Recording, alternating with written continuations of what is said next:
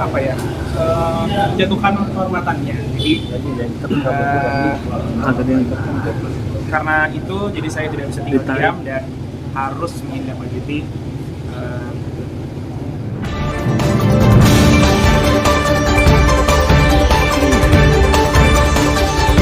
Sudah memenuhi panggilan klarifikasi dari teman-teman penyidik. Di atas tadi kita Alia, Torik melakukan klarifikasi dari BAK atau berita acara klarifikasi. Jumlah pertanyaan sejumlah 23 pertanyaan.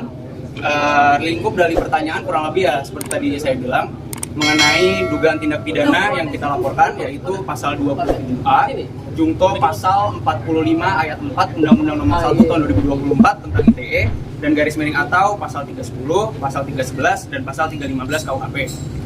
Mungkin teman-teman di sini udah tahu juga apa yang kita laporkan, bahwa apa yang kita laporkan ini adalah Alia sendiri melaporkan sebagai korban. Yang bersangkutan merasa dirinya telah diserang kehormatannya dan merasa nama baiknya dicemarkan, yaitu dengan adanya berita bohong atau fitnah yang mengatakan dan setelah beredar di berbagai media massa dan media online bahwa saudara Alia Masaid ini telah hamil luar nikah, sedangkan bagaimana mungkin pada tanggal pernikahan mereka berdua, Alia dan Torik, tanggal 26 Juli tahun 2024, keadaan Alia saat itu sedang datang bulan. Jadi mungkin tadi pertanyaannya itu sih dari penyidik sekitar itu, berita apa yang membuat Alia merasa kehormatannya diserang, lalu udah gitu pada saat kapan Alia mengetahui berita itu, kurang lebih sekitar itu tadi pertanyaannya dari teman-teman penyidik di atas. Ada berapa akun yang dilaporkan? Untuk beberapa akun sekitar lupa ya, mungkin beberapa lah tadi, mungkin nanti teman-teman penyidik lah yang pasti bisa memberikan jawaban ininya, karena tadi kan untuk berita acara klarifikasi udah kita jawab, lalu sudah kita tanda tangani, kita tidak dapat kopinya semua di penyidik, mungkin penyidik yang lebih paham lah kalau itu. Ini biar supaya netizen jerah nggak sih melaporkan hal ini mungkin atau gimana? Sebenarnya lebih aku sih yang dari kemarin agak bawel karena sebagai suami tentunya pasti ada satu kewajiban saya untuk melindungi istri saya, apalagi berita bohong. Ya. Oke. Adalah melindungi istri saya apapun itu. Salah satunya adalah berita-berita bohong yang jatuhkan kehormatannya. Jadi karena itu jadi saya tidak bisa tinggal diam dan harus menindaklanjuti. Tapi mungkin yang bisa ditambahkan, Alia Masaid ini kan ya bisa kita bilang public figure, mungkin untuk sekedar cacian atau mungkin fitnah-fitnah lainnya mungkin sudah ada lah yang mungkin dirasakan juga oleh Alia. Cuma menurut hemat kami ini sudah melewati batas lah, karena sebagaimana kita ketahui bersama, kita ini kan masyarakat Indonesia menjunjung tinggi budaya timur. Berita seperti itu sangat-sangat tidak elok, apalagi sampai didengar oleh pihak keluarga kan, baik dari keluarga Alia, baik dari keluarga Torik, mungkin juga teman-teman media di sini juga pasti udah dengar berita itu kan, mungkin ada akhirnya jadi rumor liar lah. Makanya di sini juga kami luruskan bahwa itu adalah berita bohong dan berita fitnah. Namun demikian, meskipun itu adalah berita fitnah bahwa tidak ada masalah hamil luar nikah, cuma mungkin Torik dan Aal juga berharap lah dari doa-doa dari rekan-rekan sekalian supaya disegerakan. Amin. Benar. Minta maaf. Kamu sendiri kalau si pelaku itu minta maaf akan cabut gugatan, cabut laporan atau tetap lanjut Torik? Kan kamu yang kesel banget nih gitu. Harus tetap berjalan semuanya. Karena semua udah ada peraturannya, Yes. makanya Lebih kencang lagi suaranya. Kalau AA emang suaranya masih gitu mas. Lanjut. Karena emang semua udah ada peraturannya juga ya. Ya, betul. Jadi itu alasan kenapa dilaporin juga.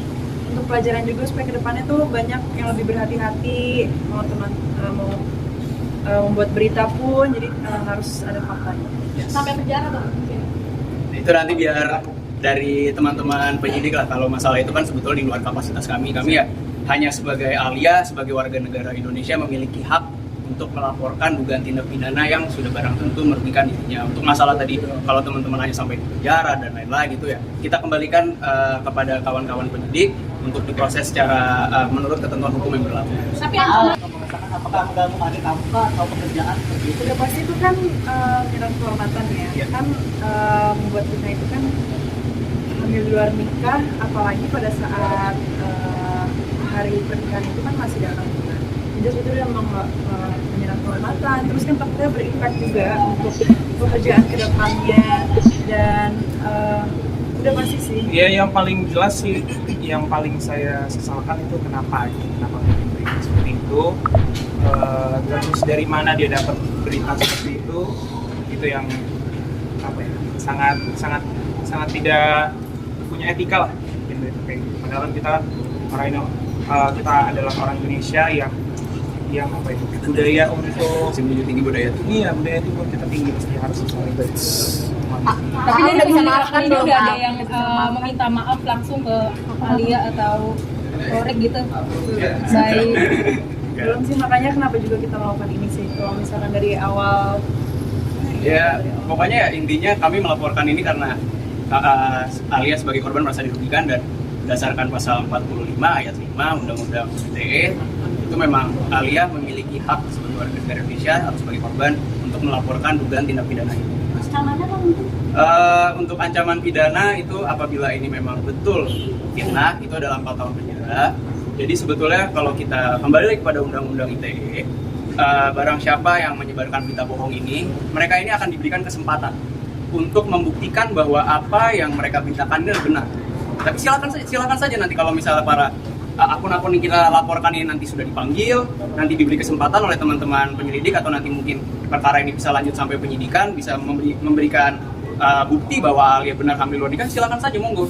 Kalau misalnya nggak bisa ya, itu akan dikenakan pasal fitnah, itu ancaman pidananya 4 tahun.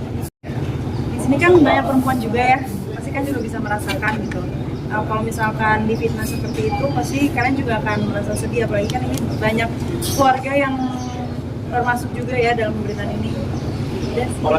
Ini juga pelajaran sih buat kita semua pengguna sosial media. Walaupun kita bisa ngetik apa aja, post apa aja, tapi semua itu ada aturannya.